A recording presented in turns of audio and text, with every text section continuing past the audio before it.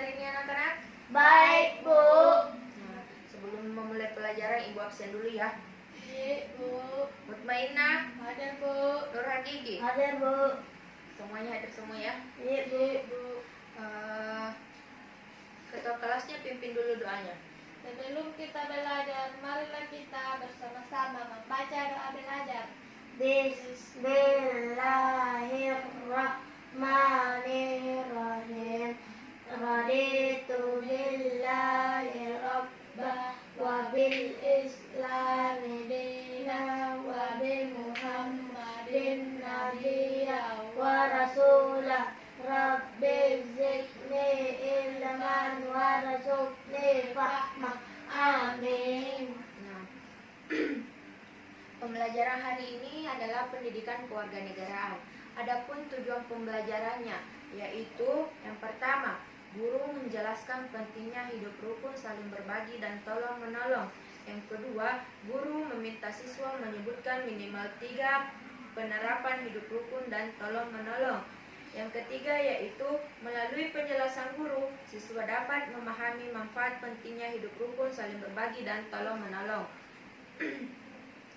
Ibu mau bertanya dulu, siapa di sini punya tetangga? Saya, Bu. Nah, semuanya mempunyai tetangga ya. Apakah tetangganya baik atau tidak? Baik, Bu. Apakah tetangganya suka membantu? Suka, Bu. Suka berbagi? Suka. Nah, itu merupakan berhubungan dengan materi kita, yaitu hidup rukun, saling berbagi dan tolong menolong. Nah, buka bukunya masing-masing. Ibu sedikit menjelaskan tentang hidup rukun, saling berbagi dan tolong menolong. Catat yang penting saja ya. Ibu. Hidup rukun adalah hidup saling menghormati, menghargai dengan sesama manusia, dengan tetangga dan keluarga tanpa adanya pertengkaran. Yang selanjutnya yaitu saling berbagi, di mana kita memberikan apa yang kita miliki dengan ikhlas tanpa mengharapkan imbalan dari orang lain. Nah, selanjutnya yaitu tolong menolong, di mana kita harus membantu orang yang sedang kesusahan untuk meringankan beban orang lain. Nah, di sini Ibu sudah menjelaskan sedikit tentang materi hidup rukun, saling berbagi dan tolong menolong.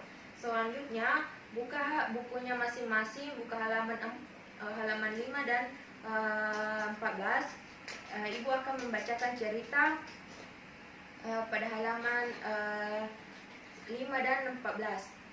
Perhatikan baik-baik ya, nanti timbul sesi pertanyaan, sesi tanya jawab.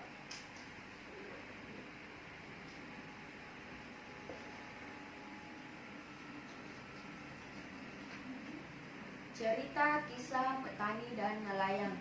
Pak Jono adalah umat Kristiani. Setiap minggu ia pergi ke gereja. Pak Jono adalah seorang nelayan. Sore itu ia menyiapkan jaring dan berangkat melalui dan bersemangat. Ia bekerja keras menangkap ikan. Hasil tangkapnya cukup banyak. Setelah mendapatkan ikan yang banyak, Pak Jono pun pulang. Ia menjual ikannya di pasar. Di tengah jalan, Pak Jono bertemu Pak Lukman. Pak Lukman adalah seorang muslim. Ia adalah seorang petani. Ia hendak menjual hasil panennya. Kemudian mereka terlibat pembicaraan. Pak Lukman ingin bertukar barang. Pak Jono setuju untuk bertukar. Ia menukarkan 2 kilo berasnya dan 1 kilo ikan Pak Jono. Mereka saling terlihat sangat rukun dan saling menghormati. Meskipun mereka berbeda agama, namun mereka hidup rukun dan saling membantu. Setiap orang mempunyai agama yang berbeda-beda. Walaupun demikian, kita harus hidup rukun dengan orang lain.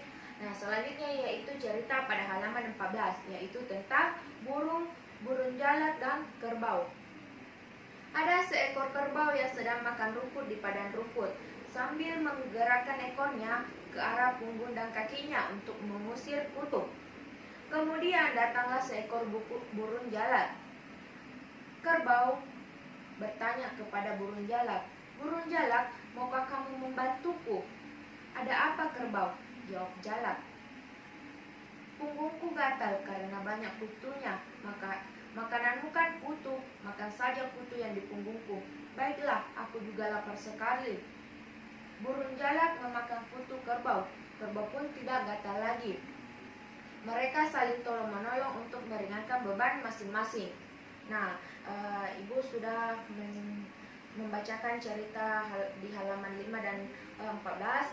Adapun kesimpulan dari cerita tadi yaitu manusia atau makhluk sosial tidak bisa hidup tanpa bantuan orang lain. Pasti membutuhkan bantuan orang Lain. Nah, selanjutnya sesi tanya jawab.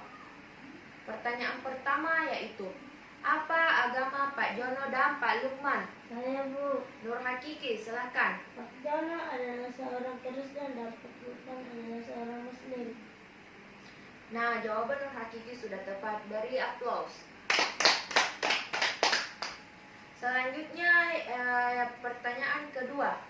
Sebutkan tindakan yang mencerminkan sikap hidup rukun, saling berbagi, dan tolong-menolong. Saya Bu, Ya, Mutmainah, silakan. sikap rukun. Pak Lukman ingin bertukar barang dengan Pak Jono, saling berbagi. Pak Lukman dan Pak Jono beda agama, tetapi mereka hidup rukun dan saling membantu. Tolong menolong. Kerbau meminta pertolongan kepada burung jalak dan burung jalak pun ingin membantunya. Ya, jawaban Mutmainah sudah benar. Semua yang dikatakan mencerminkan tentang sikap rukun, tolong-menolong, dan saling berbagi. Selanjutnya yaitu Ibu akan menjelaskan penerapan hidup rukun dan tolong menolong, di mana penerapan hidup rukun ini dapat dilakukan di mana saja dan kapan Saja. Penerapan hidup rukun ini terbagi menjadi Tiga. Yang pertama adalah hidup rukun di Rumah. yang kedua adalah hidup rukun di Sekolah. sekolah. Yang ketiga yaitu hidup rukun di masyarakat. Masyarakat. Adapun penerapan sikap tolong menolong, di mana manusia tidak bisa hidup sendiri, mereka hidup saling membutuhkan.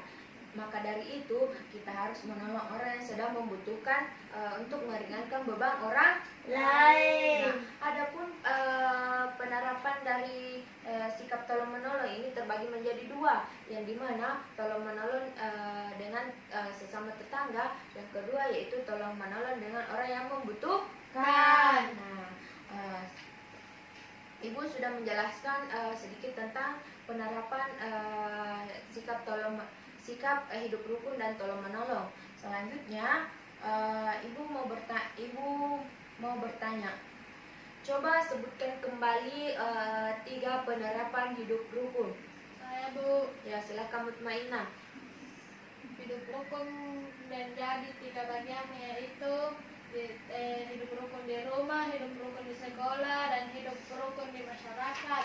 Nah, jawabannya sudah betul. Beri tepuk tangan.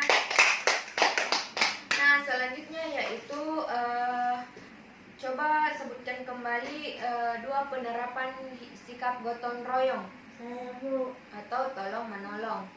Silakan Nur Hakiki. tolong menolong dengan sesama tetangga, tolong menolong dengan orang yang membutuhkan. Nah, jawabannya sudah betul. Itu semua adalah penerapan sikap tolong menolong. Nah, selanjutnya Ibu akan menjelaskan manfaat hidup rukun, saling membantu dan tolong menolong.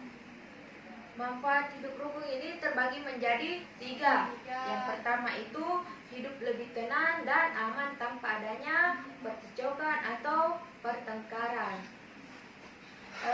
Yang kedua yaitu ada yang menolong ketika kita sedang kesusahan. Yang ketiga yaitu memperkuat persatuan dan kesatuan. Dan berikutnya yaitu manfaat tolong menolong, di mana manfaat tolong menolong ini terbagi menjadi 4.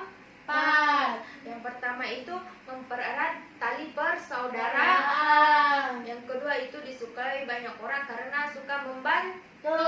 Yang ketiga yaitu pekerjaan menjadi cepat selesai. Yang keempat yaitu pekerjaan berat menjadi lebih ringan. Perhatikan gambar di atas ya. Ibu, Ini adalah gambar hidup rukun, di mana kakak sedang mengajarkan adiknya belajar. Manfaat dari gambar sikap rukun ini adalah, Saya Bu, silakan Maina. memperkuat persatuan dan kesatuan. Nah, jawabannya sudah tepat. Selanjutnya ada lagi gambar satu lagi. Gambar ini adalah gambar orang yang gotong royong. Ini adalah sikap tolong menolong. Menolong. Manfaat dari sikap tolong menolong dari gambar ini adalah, Saya Bu, Mutmainah silakan. pekerjaan berat menjadi ringan. Nah, betul sekali. Kesimpulan dari pembelajaran hari ini adalah, sebagai manusia kita harus menjaga sikap dengan sesama, tidak boleh bertengkar dengan orang lain, memberikan apa yang dimiliki pada orang lain tanpa mengharapkan imbalan. Dan kita harus membantu sesama manusia untuk meringankan beban orang Lain. Nah, sekarang Ibu berikan pekerjaan rumah. Rangkum pembelajaran hari ini, kumpul minggu depan. Iya Bu. Sebelum Ibu mengakhiri pembelajaran ini, marilah kita mengucapkan hamdalah. Alhamdulillahirabbil alamin. Nah, ketua kelasnya pimpin doa untuk pulang. Sebelum kita pulang, marilah kita bersama-sama membaca doa pulang. Bismillahirrahmanirrahim.